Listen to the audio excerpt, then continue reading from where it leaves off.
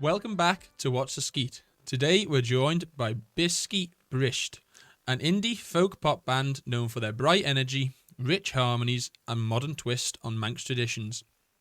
They've performed at local festivals, represented the island across the water, and now look forward to releasing their newest single. We'll chat about how it all started, the influence behind their music, and what it's like bringing that unmistakable Manx spirit to the stage. Joining me today are Ruby Biscoe Taylor, Django Kinley, and Joff Whitten. Hello. Right, let's get into it, ladies and gentlemen. What a wonderful thing this is. This is the first time I've seen this podcast room full. I'm delighted to see you here, Percy. You're ever as handsome. Django, always as modest as ever. He's a kind man. He is a kind man. So let's just get straight into this, I think, and sort of take us right back to the very beginning and explain, if maybe we could, how we all started learning music. I think That's a good question. let's get straight. back. Let's go right Okay. back, and just for the listeners, because this is sometimes a strange one I found. People learn to play music in all different ways and pick it up in a different way, and it has a different meaning to their life. So, Ruby, let's start with you, I think. Do you want to explain a little bit, maybe, about how Yeah. that begun? I mean, I'm from a really musical family. I mean, Django here is my brother. Mhm. So I think we just grew up. Music was always in the house. Surrounded by it, really. Our mum's yeah, a yeah. singer as well and a songwriter, and Django's dad's a musician as well. So music was always around, always played, in the car, at home. So there was never a time when music wasn't happening. And I think that makes it really natural, so you want to join into. Like, Yes. it's not like a big ask to say, Mum, I want these lessons. It's just normal. Like, we're all doing it. Yeah, So I was singing, from the moment I could talk, really. probably before. Mm. And then picked up guitar was my first instrument. They were teaching it at school, so Yeah. I did that for a little bit of piano. Oh, I say recorder was my first instrument, obviously. Oh, yeah, same. How pivotal in everyone's experience. Yeah, with an instrument. year 3 recorder. But then I realised that I couldn't play it at the same time as singing, and I was like, okay, I need something that doesn't require to be in my mouth. So guitar, piano, and then when I was 14, I became obsessed with a band called Beirut. They're like my favourite band ever, and the front man broke his wrist, so he can't wrap his arm around a guitar, so he plays ukulele. So that's why I started learning ukulele, because I was just obsessed. So I just played loads of Beirut songs and nicked their chords and started writing stuff of my own. Right, and is ukulele easier to play than a guitar because there's less strings? I'm gonna say yes. Controversial. It's like a new Honestly- recorder now, the ukulele. Honestly, yes. Like the chords on a ukulele, the beginner chords, Yes. like some of them you just need one finger, whereas guitar you always need at A least 3 generally. So for kids when they're learning, it's definitely so much easier to pick up. Like as you said, they teach it in schools now really young instead of recorder, because you get more out of it. You can play along right away. You can sing along with it. Dance It's a bit more to it. Yeah, it's a great little instrument. And I it's think lighter as well, Yeah. isn't it? so much more portable. Oh my god! At uni, my best friend was a tuba player, so she was dragging around a massive must have been tuba, it. and I was there with my little ukulele. She just sold it actually. If he was a wee really tuba sad. player, rather than I've seen a few tuba players in the bands tend to Tends- look like they can carry a tuba. Yeah, she was not what you picture as a tuba player. Yeah, most of them are. Yes, tubas are a big instrument. Mm-hmm. So, what do you play, Joff? I play guitar. In In that Biskee Brisht, I is. play guitar. And where did your love for music begin? And then how did it join in with Biskee Brisht? Yeah, I'll tell that story. Yeah, That's okay. Yeah, let's go for Man, it. job. Not a million miles different from Django and Ruby. Actually, I'm from a family that's kind of very connected to music. My dad's very, very musical. He sort of defines his kind of world, if you like. So when I was growing up, it was always sort of around, and it was very much a kind of a connection with Dad. My brothers aren't particularly musical, but I always kind of lent towards it. And Yeah. weirdly, the first instrument I started was the flute, which I only played for a few weeks. How bizarre. I And can't then- imagine you with a flautist. No, not really. the prancing around bit, maybe, but the You rest could of it, prance. absolutely. But I kind of gravitated to the guitar quite quickly. So I was about maybe sort of 10-ish when I started, and then it just took a hold of me as instruments do. And I was one of those teenage boys that never left his bedroom and played the guitar all the time. And, Nice. And then joined bands, and it really was, part of my kind of world. Yeah. So I've played guitar for ages, and then from the guitar, kind of other instruments come. So I quite enjoy playing the bass guitar, and then I'm not very good, but I enjoy playing things like the drums and the synthesizer and things. But guitar is sort of the thing that I can play naturally, I suppose, is the right way of without phrasing it. overthinking. Without thinking too hard. Yeah. And do you exactly. think, like, when you're actually playing a song, because I cannot play an instrument, so just so we're clear, I do not have a clue how to play an instrument. Are you consciously concentrating on what you're playing, or are you actually thinking about the music that you're making? Varies. Both. When I think about what I'm Yeah. playing, Yeah. it immediately goes to hell. It always comes in flow state when I play on the trumpet, Do you know and what? if it slips out of that, then question what I'm doing. And just start getting muddled up on the 3 valves I got. I've always said Django plays best 2 points deep. Really? I think Yeah. that's just enough for you to get out The of your flow head. state, Yeah.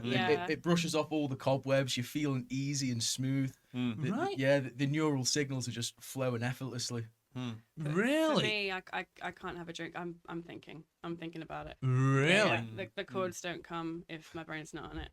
What about The you, Joe? singing, I'm not thinking, but the playing, I am. It honestly depends on the kind of music, actually, because I think there's some kind of music where I prefer not to think, and it kind of works quite well. There's nobody listening to this now. That probably sounds crazy. I prefer not to think. There is some stuff behind this. There are so playing like Biskee songs, Ruby songs. I do have to concentrate on those because I am paying attention to get them right, as it were. But there are other kinds of music where it is a bit more instinctive and you can just be a bit more natural. Like ad-libby. Yeah. I mean, I'm getting close to that kind of improvising kind of language. So blues and those sorts of things. It's better to just feel it rather than. Joff is banned from playing blues. Dad blues solos. In Really? the Biskee song. Anytime I say, Joff, what do you think we should put here? And he goes, maybe a. No, Joff, not just that. scrunch the face Not up that. and grind the guitar. And it needs the face. Without the face, it's left. Sorry, we've kind of went off track there. We meant to be talking. Joff, so how did you join Biskee Brisht? We sort of I go down these weird holes. Weird. I kind of forget how long I've been in the band. It's about 2 years and a bit, isn't it? I think. Yeah, maybe. So I'd seen these guys play a few times. I've been on Ireland for about 6 years, and being a bit sort of musically, my friends are kind of the musically typey people, and one of my really really good friends, Chip, talked about this band, and went to see them a couple of times, and it was just ace. It was just really exciting, interesting, lovely music. Yes. And then I saw on Facebook that you guys were looking for a guitar player, and just contacted and said I'm a little bit free. Yeah. Terrible, but if you give me a chance, I might get slightly better. Yes. And one thing I do brilliantly is really long blues guitar solos in the middle of songs, Just what I wanted. Yes, perfect. which I knew was clearly kind of the perfect kind of marriage of those sorts of tastes. Yeah. I was really excited when you messaged. Were you?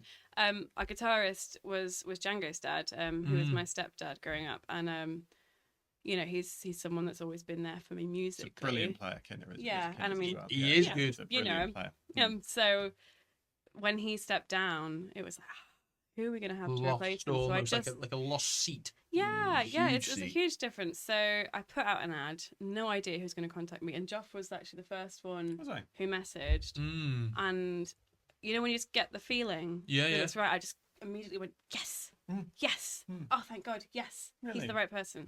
So Nice. yeah, I didn't even consider anyone else. Really? They always say you should never go for your first pick, don't they? They should always say, scan the crowd and then choose. That book got judged by its cover. Yeah. And it was great. We met him a few times. And then I've go, got I'm the- not. Oh, man. Oh. That is a Oh, thanks. That's nice. fascinating story. And then Jang. Before we really get into this conversation, let's go down this rabbit hole of where the hell you started blowing through a bit of metal. I started blowing my own trumpet. Yeah. My Pun intended, incredible I suspect. trumpet. Yeah. It was all due to the brilliant music staff in the brass section, honestly. I was although an incredibly music family, I wasn't gravitated to play an instrument and listen to incredible amounts of music. But it's just a random assembly, bunch of pieces of paper dotted around the room, write your name and what instrument you want to play. How old were you? 7. And as a 7 or 8 year old, it was in year 3 or 4, wrote my name on a piece of paper and just stuck the trumpet ever since. There was options for like violin. Yeah. That would be Life would've been devastating so to my different. Oh my goodness me. 90 quid strings and, The question is, no Louis Armstrong. the question is, Ruby, was he the type of kid to be racketing the whole house with his trumpet out of tune at a young age? I think you had to be forced to practice. I mean, like Yeah, most yeah. of us, to be honest. Like I term it Chinese piano babies. There's kids who are always phenomenal at instruments. Yeah. They're always so much better than me in school because I never practiced. Yeah. But I still loved it. Yeah, and as that's it the thing. progressed on, I practiced exponentially more. Even now, it is infrequent, but it's exponentially increased. But you do practice, like... Yeah. Oh, you know what? Since I've done my metatarsal, is under the table here in my boot. I've been trumpet's been on the right next to me in the bed because I'm not standing up to go get it. Snuggling your With the muting, with my muting, so the neighbours don't kick off anymore. So yeah, one did come to the house at 11 p.m. You've played trumpet. Yeah, I got a red card playing FIFA and had to play the trumpet. My decision. It was very brief and it was a beautiful rendition of La Vie en Rose. I thought. Some really grumpy lady came to the house, said she'd phone the police. That was her first. That was initial threat. Not even can you stop. So Well, stop. Open. Django, It was 11 p.m. Django, I've heard the story of you walking around at midnight outside your house with a trumpet. I think it was a bit later than It midnight, was, you know.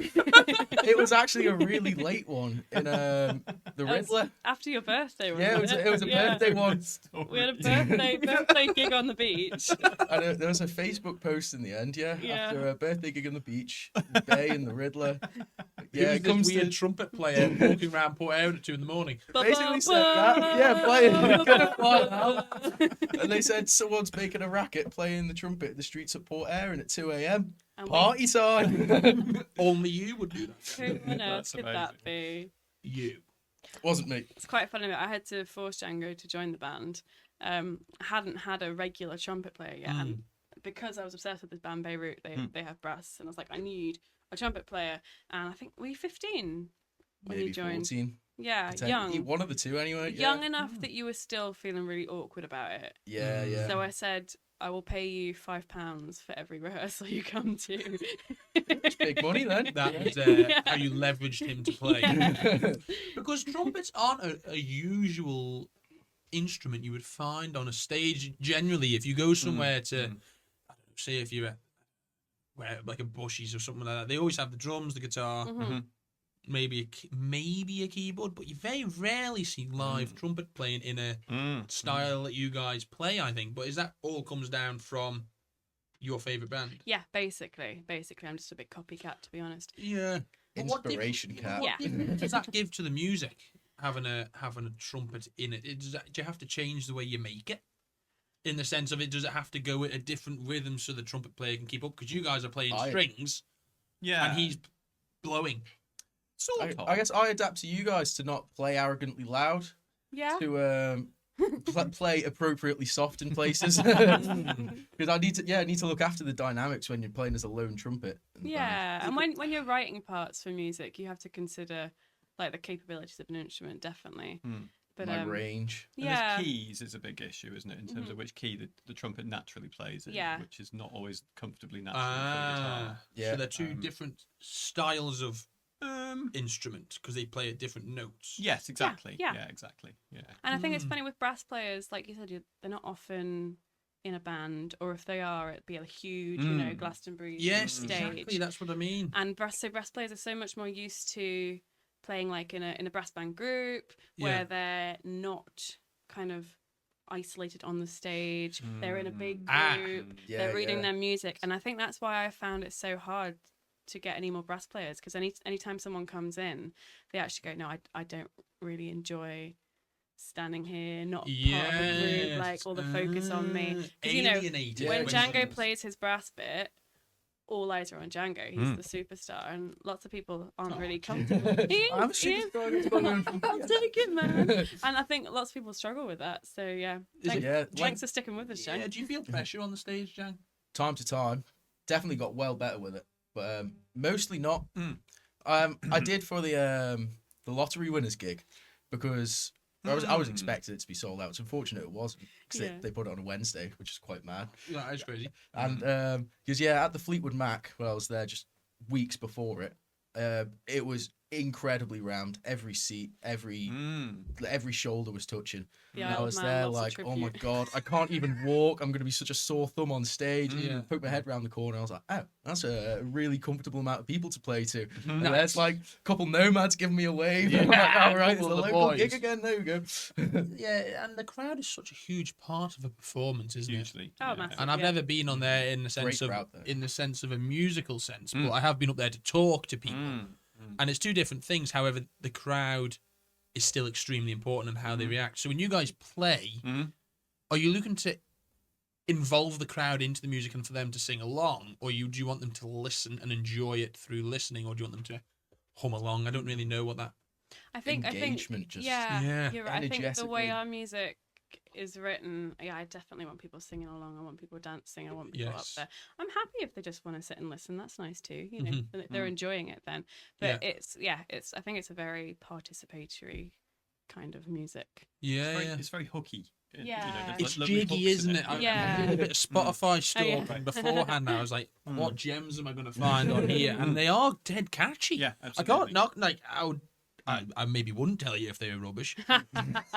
However, yours were not, and they were dead catchy. And I was sat there and I thought, there is a reason why you've mixed a special type of Manxy style with a faster beat, I think. Yeah. From my own experience listening to music. Is that correct? Definitely.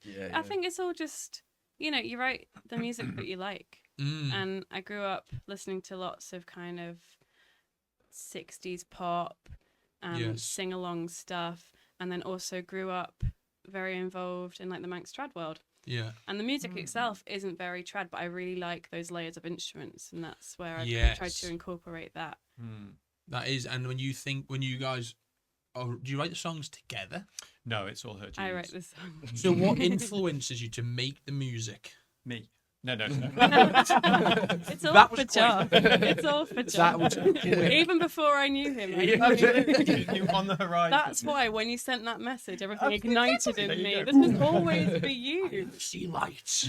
I don't know. Is in like what makes you write music? Yeah, but like what influences you to sit down and write a song? Yeah, it's not something I've ever done, so I don't know the process really. Yeah. It might be similar to creating a speech or something, but I think there's a lot.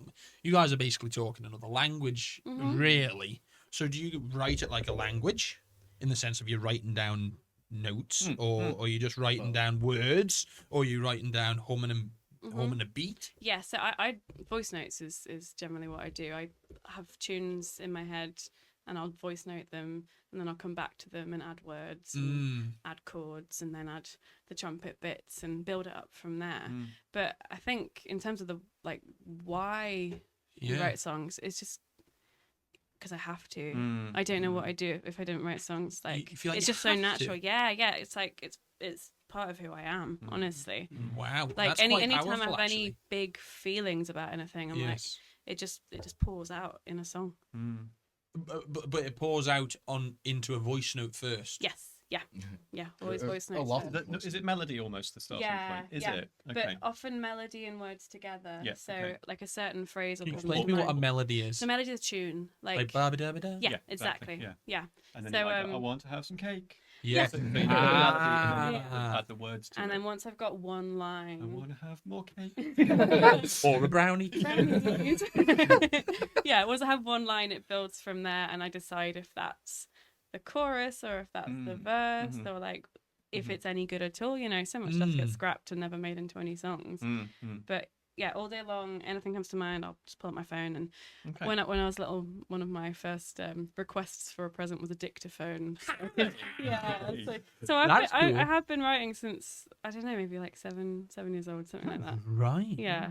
Yeah. As But far like as my earliest memories go, were your music and songs with Rosie? Yes, Yeah, I had a friend. So one of my mum's best friends. We were born in Cambridge. We moved over to the island when I was 4, and her friend from there, they'd come and stay with us every year. And had a daughter called Rosie, who's brilliant, fun girl, and we would always write songs every summer, put on a little show for our parents. Brilliant. And we had some absolute classics like "I Saw a Horsey Coming Down the Street." Nice. Great song. I like Frilly Knickers. That's a good one. Django does too. Got them on the first year. and then Yellow. Yellow was a good song. I mean, before By Coldplay. Coldplay. Oh, you were the Yeah. OG. We were the OG Yellow. Yeah. Wow. Yellow. And then do you so you'd write the melody and the hum and maybe the ukulele, and then you'd say to Joff, as long as he doesn't go down some blues route, you would say to Joff and Jang, These are your bits. these are your bits. Yeah. Do what you feel Basically. suits, or Yeah. are you not to that level, Django? You know what? I usually get most of my stuff off Ruby. My song melody writing ability isn't phenomenal. But I think as what- we've gone on, I definitely have let you add more of your own ideas. Yeah, you give me something. I Yeah. adapt it over Yeah. the course of months and years to something that suits my style a bit Exactly. more. Yeah. That is strange. And you would just would you create off the ukulele, or do you create in your head? Because, like you say, you've been playing it for years, and you are talking a language in a way. Absolutely. So you all speak to each other differently through a different style. Well, because with the trumpet being quite a strong instrument within it, and also the ukulele, I try and make sure the guitar's respectful and sort of sits a little bit. Be a good guitar. Yes. And our bass player Matt's fantastic, and so in actual fact, it's just trying to put the guitar in a nice space that fits within the song. But also, joining at a point, there are quite a few of the parts, in a sense, were pre-written, although there was a bit of a flow for it. So it's playing something that kind of already exists in a way. But that's not a problem because it's kind of a lovely thing to do and they're lovely parts to play. But yeah, I don't know what to say about that really. Just that it's finding the right space for the instrument, because you quite a lot of guitar bands, the guitar is the noisiest instrument. I agree with you. And it's like an electric guitar. Yeah, absolutely. Yeah. And thrashy and loud and dominant. And actually talking about writing, when I used to do a guitar band, you'd start with a guitar riff, with the thing that you start with, and then you try and maybe make a melody from it. And it's the other way around of writing. So instinctively, it's in a kind of a different space, which is why I really like it, because it's sort of, I'm not, you get a question about kind of, do I think about it when I'm playing? The sort of riffy, shouty, noisy, jumpy aroundy stuff, I don't really think about. It just sort of happens. This is good because it's quite sort of conscious. It's like, no, that would be too much there. I'll just make it this big, But you're sort of you're not out your comfort zone. Slightly. But you're slightly out your comfort zone. And that's when you learn the most about you, totally. isn't it? Yeah, when you're challenged. And when you progress as a musician as well, because it's, playing all sorts of different styles and all sorts of different people and learn about your own approach to music as well. And will you, like, when you just play the song, say you play a song for the first time live, is it almost like a comedian where you work your set? Totally. Very and much. see, Yeah. this is what I mean. Yeah. I am Sometimes so jokes don't alien. land. Yeah. I No, am it's so true. alien to this No, world. but you're right. Yeah. And I just wondered if you play it, you bring it to a test run, and then go back to the drawing board and think, okay, this needs to be this. I don't know. I don't really know how to explain it. No, you're right. Yeah, it's very much like that. So we'll go out, we'll rehearse it for weeks. We'll go out, we'll play the song, and then we'll come back to practice. And I'm like, actually, that bit you played there doesn't really fit over that bit. And Joff, I didn't like anything you did. Not really. I know my place. Correct. But no, you're so right. Yeah, you absolutely develop as you go along, and that's the nice thing about playing the songs live before recording them. You can have time to make them sound right. Like the one that we've got coming out next week, Not Gonna Cry. Is one that has developed from being live. Very much so. Yeah, that's gone absolutely phenomenally live. Yeah. So many different times I come in with the trumpet on very specific line I got that should or shouldn't be in the very specific part of the song that you can only come to terms with by playing it live and feeling how the audience reception is, or maybe not even that, just how you feel it when. And honestly, it just often correlates with how people feel. Yeah, I think so. And say for likes of the trumpet, you sort of choose where that comes in because that that's all of a sudden. Yeah. I don't know what's that word. No, it does. Hoofs Yeah. people to start, Yeah. like for the chorus or something, you'd bring it in to get everyone going. Is that how that works? Like, in a live performance, for someone who doesn't play an instrument, from my perspective, it would, you're sort of up there and you look at the crowd to how fast you go, or do you always stay at the same speed? Or does that matter on the order of your songs? So you it's want that way around. Yeah, it's more the order of the song. And that venues. list. And setting for the specific gig. Sometimes we do speed up a little bit. That's not really on purpose. Like Yes. a professional band should not be playing their songs lots of different tempos, and I will take responsibility for that because sometimes I get very excited and go 1, 2, 3, 4. Yeah. Exactly. But yes, sometimes, as you said, the venue calls for it, the audience calls for it, and it's all my fault, and I have a lovely time. And these guys go, that was too fast. My fingers are bleeding. and then like when you're going up to that moment, do you use like Django? So you might not practice if you've not got a performance coming up as much as if you did have one coming up. Yeah, definitely. Yeah. So what you'd tick over like once a week as Biskee Brisht, you might do once a week or once every other week, and then if you've got a performance coming up, you do more. Yeah, something like that. Exactly. Yeah, absolutely. And most definitely in my own time. When I know we've got a lot on, it just sparks that bit of your brain that just says, "All right, we need to pick the trumpet up loads." No, I'm not talking rubbish at all. I will not pick up the trumpet if we don't have a gig, to be honest. But then if we got gigs lined up, I'm like, I just love Louis Armstrong so much. I'll just play along with every single one of his songs for like an hour. Not very well, but that's my a practice I do. And I suppose if there's no gig, it's that accountability, isn't it? Your Django will recognise that if he doesn't put his effort into it, and as long as he is at the right standard, one, that increases your levels of anxiety because you feel unprepared for the performance ahead, and two, you don't want to be the person. I suspect, especially if I was playing a team sport, you wouldn't want to be the person to let the team down. I think the analogy with team sport is really sensible, because I think there's an awful lot of that. In a team sport, you expect there's various people to do various roles within it. Yeah. I'll talk about football because I know about that. I don't know anything about rugby. Don't worry, use that analogy. Okay, good. But you don't want your keeper running out to the other end of the pitch and messing about, because it just is. That's when you lose matches. And it's the same with a band. You rely upon each other and you trust each other to kind of do the right thing.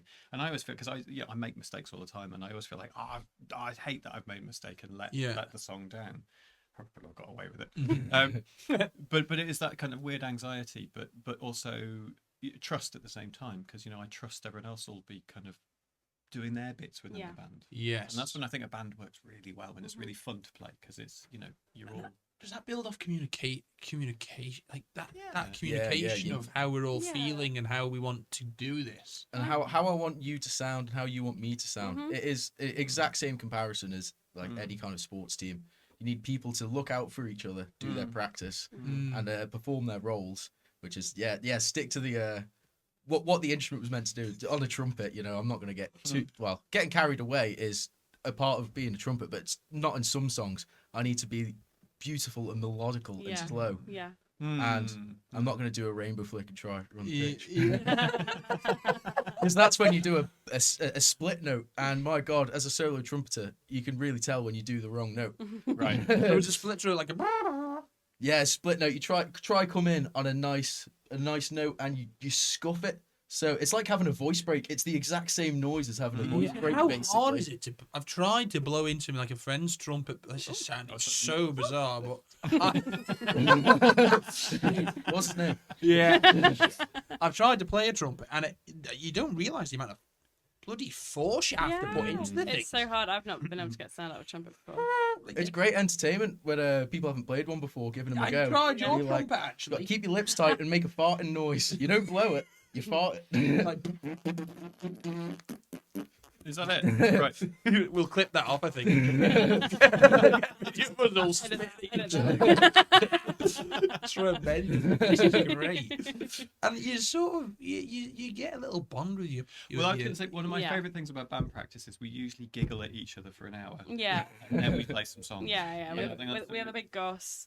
We catch up. We laugh at loads of stupid stuff we've seen over the week. Yeah. And then we spend 45 minutes playing songs. Can you just out of the blue here, is there any real sort of standout performances that you so Joff, you've been in it for 2.5 years. When was the last time the band played together live? Was it Belfast? We played Probably songs? was, wasn't it? Oh, the lottery winners. yeah, We of supported course. the Oh, that lottery was fun. winners at That was the incredible. at the Gaiety. To be fair, I really enjoyed that gig. I think we all played well. Yeah. And I got very silly. Yeah. See, we love to see silly Joff. When Joff joined the band, I think, he was concentrating so much and really wanted to get everything right. And Perfectionist. yeah, but you were just kind of still and just getting it right. And now that you're more confident, he's like dancing across the stage. and One he's leg being- hopping. Yeah, being really silly with Jay, our My drummer. favourite thing is to just make Jay laugh halfway through a song, so I quite often sneak up and go, hello. I really enjoy it and it's fun to watch.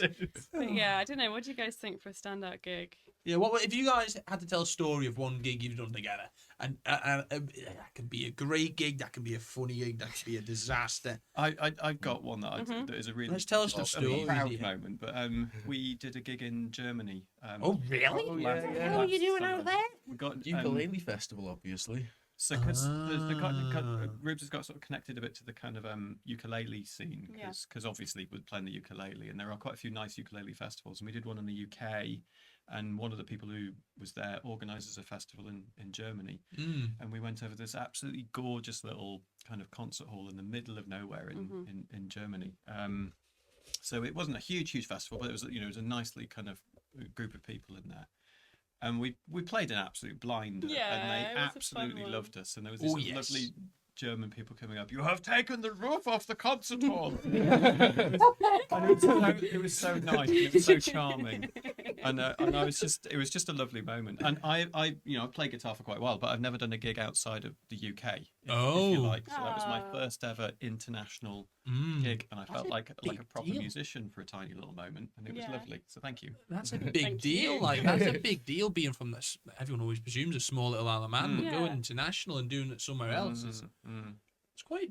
That's quite absolutely. special, I really. reckon, Yeah, really absolutely. special. Not everyone gets that opportunity to play in a band internationally. And I mean, I've done bands forever and ever and ever, and like I've like I said, I've never played abroad, and that was just dead fun. And like a weekend away, so was it a Yeah, weekend? so we flew, and pretended whole to be trip musicians. of it. Absolutely. Yeah, nice. Fuck off. Yeah, exactly. It was like a week. That and then well, then we did some gigs in the UK. to Cheltenham's ukulele festival. Yeah, Oh boy. it was great. It was a really fun week. Wasn't it? Yeah. And do you aim to go away? Is you looking to go away more on tour, or Yeah, definitely. or go to the UK to push yourselves forwards? Like, is that the way to put it? Is it challenging in front of people who aren't Manx because your songs are Manx based? I think it's the opposite, to be honest. Everyone's so keen for it, to be honest. We Yeah. get Really? such a great reaction when we do the Manx songs. People are so intrigued. Whereas when we do the Manx songs on the Isle of Man, it's kind of hit or miss. Like if it's the Manx crowd, they're into it. They don't appreciate it. Yeah. I don't know. I think growing up, cause I learnt Manx in school, and I was the only one in my year group. Yeah. And I think it's still that kind of colonial hangover where like Manx culture's embarrassing and language is embarrassing when you're growing up, and it's something you have to really force yourself out of. And I've got a friend who even now, like, they went to, I think there was a Kaylee on Peel Day, and they were like, oh, that was really fun. I always just felt like that was really cringe before, but it was really fun. I was like, yeah, absolutely, it is really fun, but there's something that stops us wanting to take part in that culture. Weird. It is, you isn't can't it? be Manx or act like that on the Isle of Man when it's where it was all. That's the way it sort of should be. Should be from. Yeah, that was a big problem like 100 years ago when they had to do the Celtic revival over the Celtic Isles. Yeah. And it was kind of embarrassing, Stigma. seen as lower Yeah, class, definitely. I guess. Yeah. To speak a Manx dialect. You want to speak English, move up with the world, don't get left behind in it. Yeah. Yes. And then How people like weird. Miss Sophia Morrison, Yeah. who's absolutely phenomenal, and she was fucking imperative in the revival Manx. of Manx language and culture. Yeah, we had a And, yeah, fluent reading Manx a lot speaker about on that. here the other day, you know. Is Oh, it really? Prisha? Yes. Yeah. And that was such a special thing, actually, being able to talk to somebody who can speak it fluently and their roots are all around it. Because I almost felt like I've always been like, yeah, I'm Manx. And then I was speaking to her and I was like, hang on a minute. Maybe I'm not as Manx as I thought I was. She got the doctorate in Manx. Possibly. I know she's very, very, very well. She can speak Manx. I've seen her Culture Vannon videos on Sophia Morrison.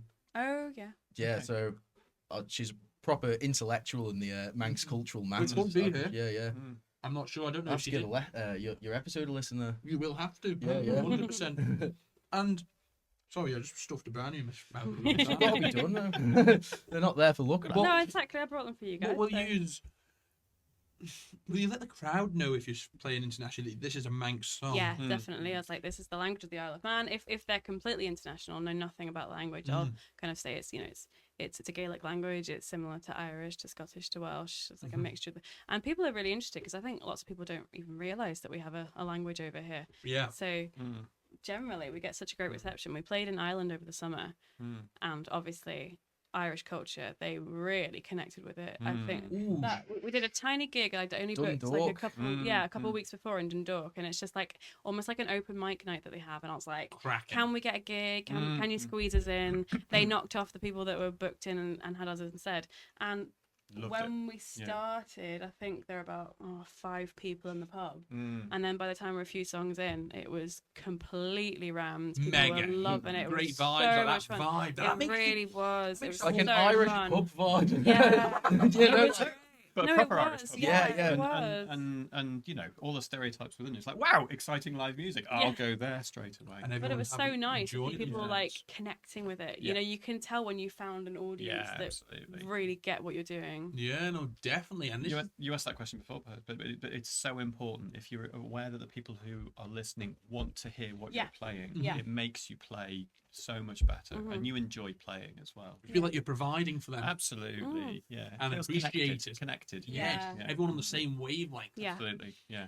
This is a perfect time now to start digging into a little bit about the single coming up. I think we've sort of touched on it. Yeah.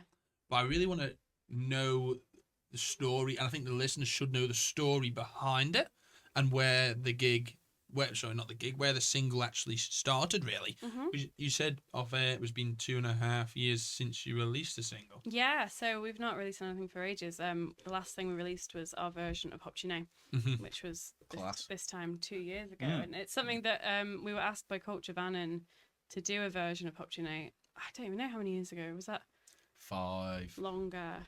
6, 7. 6, 7, maybe even 8 years ago. And that's when there were only a few of us in the band. It was me, Django, Kin, and John. So we didn't have a bass player yet. We didn't have a drummer yet. Yeah. So we did our little version, and it went down really well. And I always thought, I really want to record this. So we'd started recording our new album, and I was like, we need to get Hop Chine down. So we released that, and then we're meant to, start releasing the rest of them. And it's blinked and 2 years have gone by. We've had a change of guitarist, so Maybe that's a factor. that is a factor. Well, sort 2 of years easing your worth way of into factors. that. Yeah, exactly. But how exciting is that for you though, Joff? That like we're actually releasing Oh, it's nice. It's really exciting. Mhm. Yeah. actually releasing a single here. With parts that you wrote. I know actual bits that I did. You did those bits and about that. all your voices. It's your signature on the High-fiving myself, Yeah. But it's funny when you record an album and you go, okay, what's going to be the lead single, which is the one we're going to pick. And like you said, it was from doing it live that we've gone, okay, it's this one. It's Not Gonna Cry. Yes. It's the song's Oh, is name. this? I think before when you said I'm not going to cry, I thought you were going to fair cry. enough. It's a statement, isn't it? It's a Oh, so true that's the statement name for of the me. song, Not The Gonna name of the Cry. song Okay. is called Not Gonna Cry, and because I'm just a massive crybaby, to be honest, Right. That makes two of us. everything makes me cry. I'm Oh. we all just, I'm feeling all emotional. Just talking about it now. Talking about it, So you sort of built that off the emotion of Yeah. trying not to cry. Yeah, absolutely. I was actually, I don't remember if it was Come Dine With Me or 4 in a bed. You know, one of those crap Channel 4 shows. I think I remember it being Come Dine With Me from the story. And when they do the little asides of the contestant, and it's this girl, and she goes, I'm not going to cry, I'm not going to cry, I'm not going to cry, I'm not going to cry. I think I'm going to cry. And that's my chorus. Well, that's easy. Yeah. That's easy to get along. So you wrote it similar to how you wrote the other stuff, and then gave the lads more input than in the past. Yeah. And what's the date of release? 20th of October. It's a Monday. Wow, 20th of October. And we've done a really bad job of promoting it, so very sorry about Matt, our bass player, who is just so pivotal in everything we do. He's really brilliant. He's not very well at the moment, so it's kind of delayed things. But no, the single is still coming out.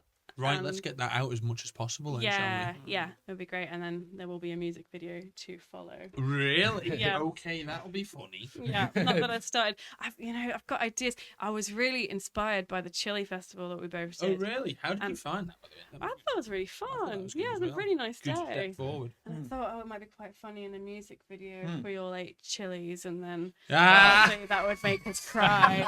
But also, that's just a really painful thought, and I'm not very good with heat, so I don't know how Neither. fun that would I'd be. do it if it was for the art. Yeah, that's you the know? thing. We Amazing. always put ourselves in really compromising, uncomfortable positions for photo shoots, don't we? So we may as well get there with a video That's as the well. one with all the sunflowery Yeah. shirts on. Oh, That was yeah. cool. Thank you. I like that. That was pretty good. That was for an our island. That was standards. when we- Yeah, when we Oh, were in Ireland over the okay. summer, our friend Mark took those photos. He was lovely. So you have to sort of doing a music video, you have to show the emotion in the video attached, like connected to the song. Yeah, kind Yeah, of. a visual art that compares to it. Yeah. That must be tricky. Yeah, I mean, in the past, they've not always been my ideas. Sometimes I go with whoever's filming it with whatever their idea is. But it's what can you do? Like, you don't want to be too on the nose, do you? Like, just a video about being sad. Yeah. You want something that's kind of visually compelling. So yeah, And it's relatable. deciding. Yeah, exactly. So it's deciding like what's that going to be? What's that story I'm going to be? excited to see that. I know we're not quite there yet, but we will be. So a new single, so that means there's an album to follow. There is an album to follow. The album will be called Treading Water. And we've got 12 tracks coming Good up. lord. Yeah, we've been working hard, and I'm really proud of this. We're releasing the whole album in both Manx and English, so we're doing versions of every song in Manx and English, so people can hear And them. you sing it in Manx as well. Yeah, in both languages. Wow, So that's really cool. We've been working hard on that one. that is cool. Yeah, so that's to follow quite soon. Yeah, cool. When we have a specific date, we'll tell you. Yeah, definitely. 12 songs from scratch. It has taken years. Good lord. And Well, many years. One of them's over a decade old. Yeah. It didn't take me a decade to record it, but No. yeah, it's funny But it's been because waiting for the right moment. it's the second album, which is often the hard God, one, it's the isn't hard it? one to do. Yeah, Yeah. because you collect all the best songs you've ever written and you put them on your first album. And then you get to your second album and you go, oh God, I've got to write loads of new songs now. Or you kind of had a bit of success with your first album, or people have gone, I really like your style. Yeah. And you have that kind of, oh crikey, I've got to write 12 identical Yeah, songs that are different, Yeah, but the same. But the same and it's kind really of- difficult to kind of That do. must be so challenging. yeah. And to be honest, we've not done that at all. Mm. Every song on the album, I think, is quite different Oh, hugely to so. what's come before, and it's just whatever I feel like writing in the moment, really. Yeah, I like that. yeah. I That's don't like actually makes to. me a little bit excited. Oh, that's nice. Evoking emotions, that's what it should do. Yeah. That's what these My arts are all about. Emotionless soul is coming out, Yeah. leaking out, and I'm cold flying heart. rainbow. Yeah, but it does include a couple songs that I wrote when I was at uni and kind of left behind, and now I've picked up and put in our new format. So I'm quite excited about those ones and how different they're Yeah. sounding. And it's really textural and it's really layered, Yes. and there's loads of bits in it, which just makes it really, really interesting to listen to. Textual, as in. Well, textural as in like lots and lots of different parts Yeah. and So, layers. Every So- time you record something, it's a track. Yeah. I don't know. If, Yeah, I mean, yeah. You guys, when you're Yeah, recording yeah. audio, so you Yes. see them lined up. And on the album, I think I don't even know the exact number, but we're over 1,000 tracks. Holy horseradish! Like it's a lot, and we've been recording with Jip at Ballad Groove Studios, and he's been just incredible. Yeah, it's a huge amount of music to deal with and edit. So yeah, everyone that's been involved has been brilliant. We had our funding from the Arts Council, from Culture Bannon, so we couldn't have done it without any of that. And just very excited that it's nearly done. I am. Ruby, You're feeling the soul. It's really Good. Oh, I'm glad you. Yeah. I just want people to be excited about it like I'm excited about it. Well, this is the perfect time to release it because people are starting to swing to support a Manx again. Yeah. It is moving. It is moving. Sure. People are starting to recognise that we should cherish what we are and sort of own that a little bit as well. I've been to a few things recently, just like kind of events, and people have just felt really sort of proud about what's being made on the Isle of Man. It's a real movement. And like, I mean, you talk about the Chili Festival, but I didn't get to go to it myself. But I heard from people. Some people felt real buzz and feeling about, we did this here. Yeah. And it's a lovely thing to say, and it's a lovely thing to encounter. It's 100%, and that can be transferred into music. Absolutely. Okay, this is produced here. It's not a cover. It's a real Manx made music, made with love. And all those nice sorts of things. It's tremendous. So then, looking forward, do you have anything else coming? We'll start to wrap this thing up shortly, but let's touch on what's next. Have you got any gigs? When are we going to hear this single live? What would that like properly? When do you look at this sort of thing and go? Well, you're all looking at me a bit funny here. What's going on? No, I'm looking, when is our next thing? Do you know this? I think one of the things at the moment that's a bit of a challenge. Yeah, is because poor Matt's not well. So we had a few events planned. And it will happen. So I'll tell you about it. We're going to do a taster event. As we know, Joff's at the Children's Centre, and they have an amazing like Celtic roundhouse. Yeah, Celtic roundhouse. So we'd like to do an event there where we do like a small kind of intimate gig, and then we're going to do an album preview. So that's what everyone's doing these days. They have preview parties. So we'll invite everyone that was involved, anyone that wants to be there to sit and just listen to the album with us. And absolutely, yes. We would love you to be there. You would definitely get in a conversation. Please both do. of you. Hear you blow your trumpet. Yes, both of you, please do. So that's going to be coming up soon because we want it to be wintry and cozy, and we're gonna light it up and have lanterns and that kind of thing. And then we will be planning a big launch party, but as I said, date TBC until Matt's feeling better. Yes, cool. Let's definitely push that. Thank you very much, guys. This has been a really lovely conversation, but one that I've never had a conversation with three people on here before. So it's been so quite. much for having us. Percy, I don't know if anyone's ever told you this, but what a skeet is. You have a skeet. We've got a architectural book of the Isle of Man that has a small bit in it about a skeet. Yes, what is a skeet? A skeet is a 45-degree cut-off on a corner of a building. And the example it gave is the one on the Ballabeg corner there. And it was a picture of that. You know the exact corner it's cut off. That's known as a skeet in certainly Manx architectural terms. So why did it become about a conversation? Did you have people leaning up against the wall just having a chat to each Maybe. other? But what I think it's a slang term, really. Like we're having a skeet, we're having a look. Yeah. We're having. Because of course it's about having a look, isn't it? Yeah. It's what's coming around the corner, because tight horse and carriage, take the corner off. What's coming around the corner? What's the skeet? Possibly some correlation there. That's interesting. But I was just wondering if anyone's ever told you that. No one has ever told me that, and it's sort of been dawned on me lately that a skeet could be, what's a skeet could be interpreted in loads of different ways. It could be looking, it could be what's the crack, what's the conversation, what's been going on. It's such a broadly used term. Yeah. So it's so weird, but what the hell? There you go. So go look out for some skeets. There's loads around Castletown. And then that leaves us with the final question. Joff knows this final question all too well. And we always ask, can you remember it, Josh? No, I don't know if I can. So we have sort of vaguely spoke about the Isle of Man, but we always ask at the end of every podcast. That's how I know you haven't listened to any. So don't try and trick me. So when people come on here and go, I've listened to your podcast before, I'm like, have you listened to them all the way through? Question? Otherwise you would know. I've watched clips. Yeah. So we always ask, if you could change or improve one thing about the Isle of Man, what would it be and why? Because it creates a conversation, and it can be related to. I think it's always generally related to music. We've had a few people throw in crazy answers, but generally it's related to the conversation that we've had. I got a random but simple one. Go on. Jang, start us off with a perler. Yeah. It's without stepping on the toes of the farmers, is more trees, because the whole of the British Isles used to be covered in trees. Do you like trees? They're all right. Like they're a nice thing to see. Yeah. They're edible. They're nice to look So at. They cool. attract wildlife. They're pretty And- essential for breathing. Yeah.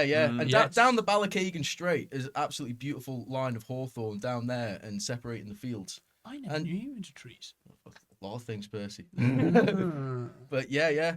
Just a Elaborate bolstering of the trees and wildlife like that without getting in the way of agriculture and the farmers, because I'd also love for them to grow more vegetables and have a good price off the supermarkets to like warrant that. Yes. That's what I'd like, more wildlife and more vegetables. That is complete. Good, man. That's the type of random thing you'd Yeah. get. You're expecting something music related, Okay, weren't you? Joff, on to you, sir. You've answered this question I before. remember I have answered this question before, and I think I got kind of relatively serious about Yes, you like did. touching upon politics. I know, Yes. touching upon- I remember it well. And I It know- wasn't really related You to the went- conversation we were having. I was like, okay, Joff. Three completely different answers, aren't you? Yes. So I'm going to try to say completely different from what I said previously, and You I'm want going to to change connect more it to things about music. the Isle of Man?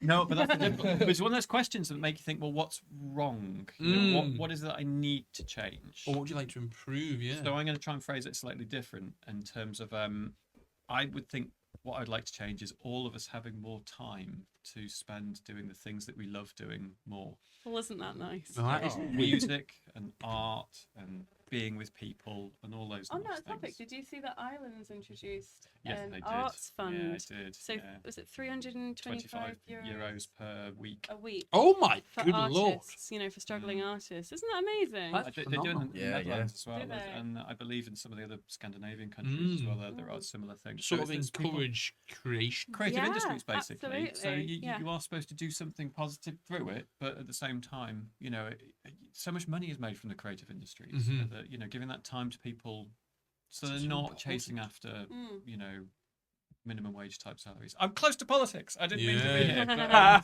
But no, yeah, great one. That's And what we I already excel in arts over here. For a small population, we have loads of Oh, artists. honestly, and, 'cause I mean, sportsmen. We've good coming from condensed lot of across people. the talent around. I mean, people do say it, but it's genuine. The talent around is amazing. You know, I the agree. quality of stuff's superb. And it's so varied. Varied. Yeah, Yeah, absolutely. yeah. Yeah. Nice. Hit me, Rubes. I'll do a No, moany not one. literally. Yeah, okay. So the price of getting off the island Great. as a big band, That's a really good anytime we point. want to go anywhere, it's very, very expensive. And I do remember I might even dob them in. So you know the Call out. the steam. So we were invited to our first ukulele festival. We were very excited, and I called up the Steam Packet to ask if they did discounted rates, because I know that they do for orchestras and sports teams and Yes. that kind of thing. And they said, "Are you getting paid by the festival?" And I said, "Well, yes, but we're getting £300. You know, that's not even covering the cost of getting there."